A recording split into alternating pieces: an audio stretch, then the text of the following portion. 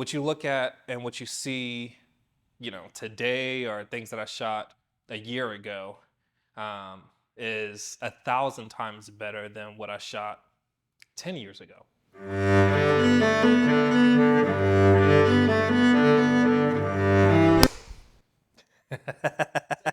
Take one. My name is Gaddis. I'm a cinematographer based in Dallas, Texas. And I have been in the industry for a while now. I'm originally from New Orleans, and my dad had a video and photography business where he captured events.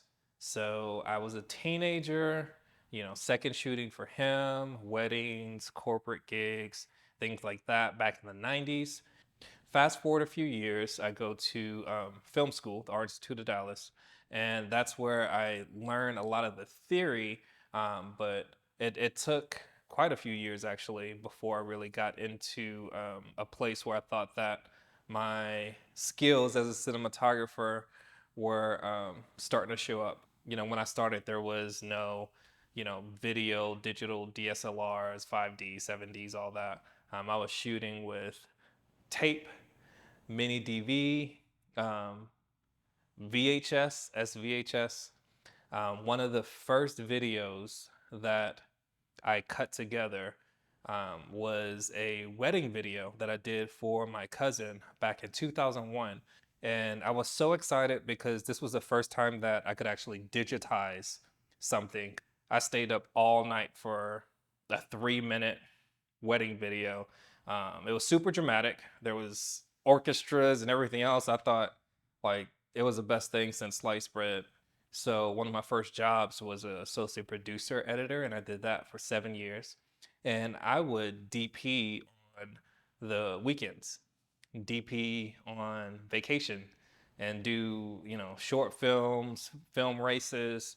My first feature, I took 2 weeks off for vacation and shot a film 14 days. One of the things personally that I struggled with as a cinematographer and just as an artist, behind the camera is lighting. Like my lighting, I just at the beginning didn't understand it, didn't really know how to shape light. And one of the things that you'll see a lot in my early work is just flatness. Everything's just flat. And specifically on the face, I had more passion for sure about filmmaking than I had talent. I wasn't necessarily just naturally talented. So focused on lighting, got better at that. Focused on coloring, got better at that. And then all these small changes just, continue to make progress until I started to look at some of my work and I was like, you know what, this isn't half bad. So my first feature that I worked on, there was one moment that during the filming of that I thought was really, really cool. So the scene starts, she enters, hallway, and it was a very deliberate Sam. lighting choice. I'm sorry. Get out of here. Will you at least talk to me? I wish I never married you. Can you please try to understand why? Imagine what it's been like for me all this time. Andre, I married you. I trusted you. What more do you want? I want you to see me. But you're so self-absorbed, you don't... Self-absorbed? Oh, that's funny coming from the middle-aged tramp who's having some cheap affair. It hurts, doesn't it? At that moment that, like when I was filming, certain people was like, hey, like it looks cool, but I can't see your face.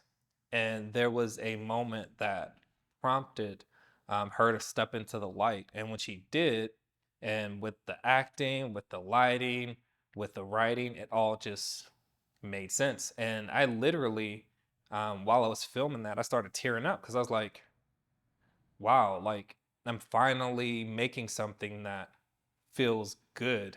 But that was just such a special moment. And I think for me personally, career defining, because, you know, that was a moment where I felt like me stepping into cinematography as a whole, like, okay, I'm making deliberate choices artistically. You have to push for your images to be great and not just good or good enough, because especially with social media, there's a million good images, but what's something that will speak to an individual when they see it or when they watch it? And that's great work.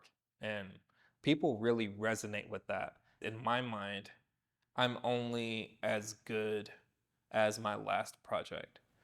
So with that, every feature film that I take, every short that I take, I, treat, a short that I'm doing for, a very little budget as if it's a short with a high budget, because people are going to judge regardless.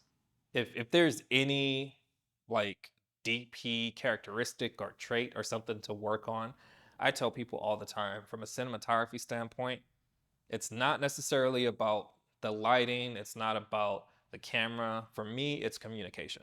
The technical side of filmmaking will come with time if you stick with it long enough. Like, I mean, if if you feel like your images aren't getting better with time, then just stop. Get out of the industry. Like, let me just do you a favor and just tell you to quit. Because, like, how can your images not get better even if you don't get better? Because technology makes it easier for people to get better images. So if your images aren't getting better with time, then you're going backwards, because technology is helping you to improve your images. I am a big believer in film education as a whole, whether that's higher learning or on set or on your own.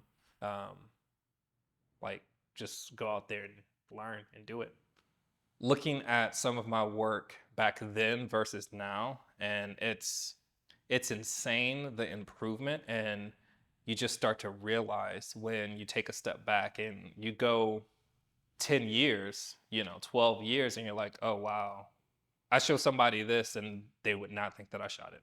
Cinematographers are underexposed, and I feel like they need just as much exposure, if not more, than you know, editors, actors, directors.